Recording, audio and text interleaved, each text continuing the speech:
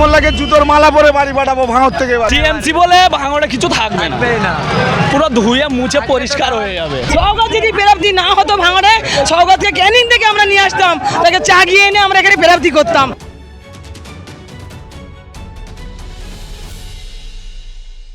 একবারে দেখতে পাচ্ছেন যারা কর্মী সমর্থকরা রয়েছেন তারা প্রত্যেকেই বাইক নিয়ে মিছিল করে এগিয়ে যাচ্ছেন প্রচার করতে। অর্থাৎ বোঝা যাচ্ছে যারা ভাঙড়ের সাধারণ নাগরিকরা রয়েছেন তারা কিন্তু ভীষণ উচ্ছ্বসিত নওশাদ সিদ্দিকীকে তারা আবারও নতুন করে তাদের বিধায়কের প্রার্থী হিসাবে পেয়ে। এবং দেখতে পাচ্ছেন পেছনে বাইক নিয়ে কিন্তু মিছিল করা হচ্ছে এবং ভাঙড়ের সাধারণ নাগরিকরা কি বলছেন, বিধায়ক হিসাবে আবারও কি তারা নওশাদ সিদ্দিকীর উপরে ভরসা রাখছেন নাকি চাইছেন নতুন কোনো বিকল্প, দেখুন প্রতিবেদনে। সরকারি হস্তক্ষেপে আমাদের ফেসবুক পেজটি বন্ধ করে দেওয়া হয়েছে। আমাদের সমস্ত খবরাখবর ইউটিউব চ্যানেলে প্রকাশিত হচ্ছে, তাই আপনাদের সকলের কাছে অনুরোধ আমাদের জিআইএন ইউটিউব চ্যানেল আপনারা সাবস্ক্রাইব করুন এবং আপনাদের আত্মীয় স্বজন বন্ধু বান্ধব সকলকে বলুন আমাদের ইউটিউব চ্যানেলটি সাবস্ক্রাইব করতে। এবং পাশাপাশি বলবো যারা আমাদেরকে ভালোবাসেন আমাদের খবরগুলো আরো বেশি মানুষের কাছে পৌঁছে দেওয়ার জন্য আমাদেরকে আর্থিকভাবে আপনারা সহযোগিতা করুন। স্ক্রিনে যে কিউআর কোড দেওয়া আছে সেখানে স্ক্যান করে আপনারা আপনাদের যতটুকু সাধ্য যে যা পারবেন আর্থিকভাবে সহযোগিতা করে আমাদের পাশে দাঁড়ান। ভাঙড়ের টেলার হচ্ছে, পিকচার अभी বাকি है, হবে তো ভোটের পরে খেলা। হ্যাঁ ভাঙড়ে খেলা হবে তো, চালচরের সাথে খেলা হবে, চালচরের সাথে খেলা হবে, চালচরের সাথে, কয়লা চোরের সাথে, শিক্ষা চোরের সাথে, দুর্নীতিবাজের সাথে, ওদের সাথেই তো খেলাটা হবে না। সৌগত মোল্লাকে জুতোর মালা পরে বাড়ি পাঠাবো ভাঙর থেকে এবারে। আজকে যেভাবে আপনারা আবির খেলছেন আনন্দ করছেন মনে হচ্ছে আপনারা জয়লাভ করে গেছেন। ইতি আমাদের জিত হয়ে গেছে, মানুষ দেখতে পাচ্ছে না, হাজারে হাজারে মানুষ লাইনে আছে, ছোট ভাইজানের নির্দেশে এসেছে। আমরা 2026-এ নওশাদ ভাইজান 1 লাখ ভোটে ভাঙড় থেকে জিতবে, এর সাথে ক্যানিংও আমরা জিতবো, ঐক্যবদ্ধ ভাবে আমরা জিতবো। বিধানসভায় আমরা জয়লাভ করব, দুটো বিধানসভা ভাঙড় বিধানসভায় জয়লাভ করব, ক্যানিং পূর্ব বিধানসভায় আমরা জয়লাভ করছি। 100 আমরা জিতবো ক্যানিং করছি। সৌগত মোল্লা বলছে 1 লাখ ভোটে হারাবে। ও তো পাগল হয়ে গেছে, ওর ব্রেনের ডাক্তার দেখাতে হবে, কখন কোথায় কি বলছে ওর নিজেই ঠিক নেই। বাড়িতে ঘুমাতে ও পারছে বাড়িতে ঘুমাতে পারছে না, ও তো মায়ের কাছে গিয়ে পা ধরছে যে মা আমার ভাঙড় বিধানসভায় আমার বিধানসভায় পাঠাও। কাঁদছে, মায়ের পা ধরে কাঁদছে, তাও এমনি কাঁদলে হয়, মায়ের পা ধরে কাঁদছে। এর যোগ্য জবাব ভাঙড়ের মানুষ দিয়ে দেবে।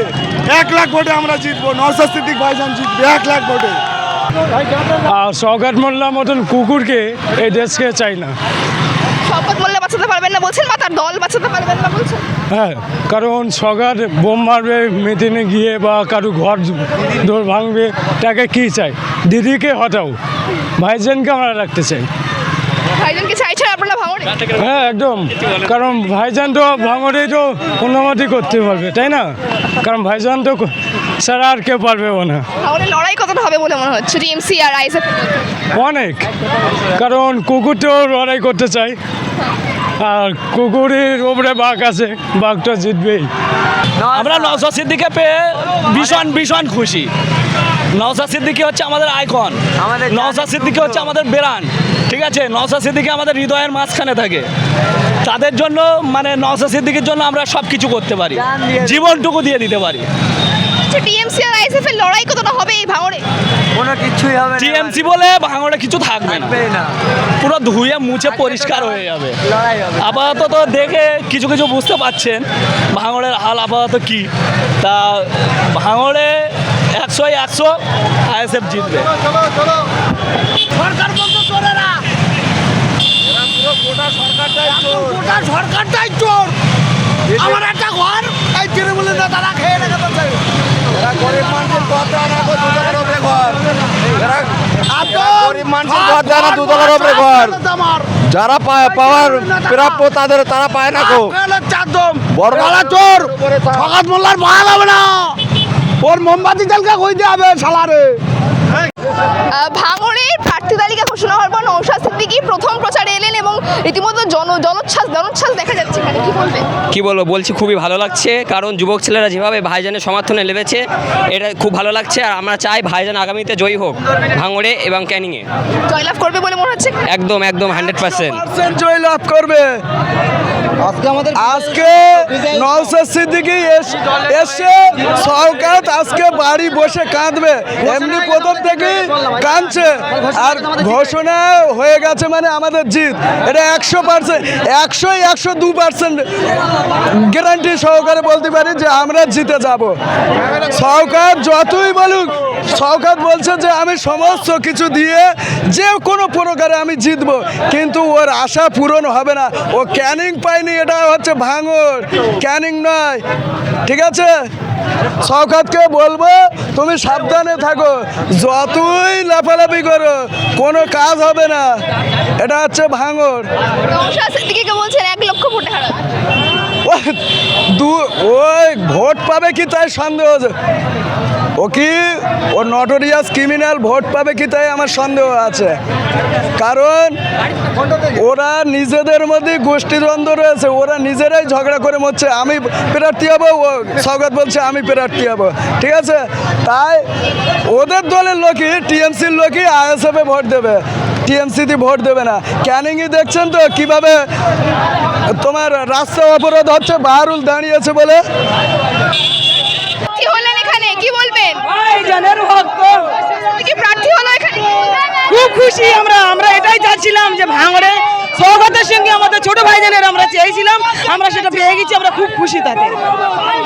আমরা খুব খুশি ছোট ভাইজানকে পেয়ে, খুব খুশি। শওকত যদি প্রার্থী না হতো ভাঙড়ে, শওকতকে ক্যানিং থেকে আমরা নিয়ে আসতাম, তাকে চাগিয়ে এনে আমরা এখানে প্রার্থী করতাম। এই টিএমজির সঙ্গে ওনাদের কিরকম আর কি মিল মহব্বত আছে, কিরকম হাত আছে, আমরা এবারে 2026-এ দেখিয়ে দেবো। আইএসএফ এর তালিকা প্রকাশ হওয়ার পরই নওশাদ সিদ্দিকী আপনাদের ভাইজান চলে এলেন প্রচার করতে, এবং রীতিমধ্যে জনোচ্ছ্বাস আমরা দেখতে পাচ্ছি ভাঙড়ে। কি মনে হচ্ছে লড়াই কতটা হবে? লড়াইকে আমরা এমনি ভাইজান এমনি ভালোবাসার ভাইজানের জন্য জান দাও আমরা জিতে গেছি এমনি মনে করো। ও কারো ক্ষমতা নাই যে ভাঙড় থেকে ভাইজানকে হারাবে। ছগা যতই বোম মাদুক আর যতই গুলি করুক যাই করুক, ভাইজানে আমরা আছি, ভাইজানের জন্য থাকবই। কোনদিন ভাইজানকে আমরা ভুলতে পারবো না। আর এই ভাঙড়বাসী সবাই ভাইজানের পক্ষে আছে, ভাইজানের জন্য থাকবে। লড়াই বলছেন বেশি হবে, শওকত মনে বলছেন 1 লাখ ভোটে হারাবে। ওই 1 লাখ ভোটে হারার কি একটা লোক বের করে দেখা নাকি 1 লাখ ভোটে হারায় কি? ও মানে কি করে, শুধু যা জনগণ বার গেছে রাস্তায়, আপনারা দেখুন না ক্যামেরা ঘুরিয়ে কতটা শুধু জনগণ বার হয়েছে। এখন তো আছে, মা বোনেরা তো বাড়িতে আছে, সবাই আছে, কিরম ওর হারাত পারে ভাইজানকে আমরা দেখে নেবো। আমরা সবসময় চাবো যে ভাইজান আরও একবার বিধানসভায় পাঠাবার জন্য আমরা রেডি আছি, সব সময়ের জন্য আমরা আছি।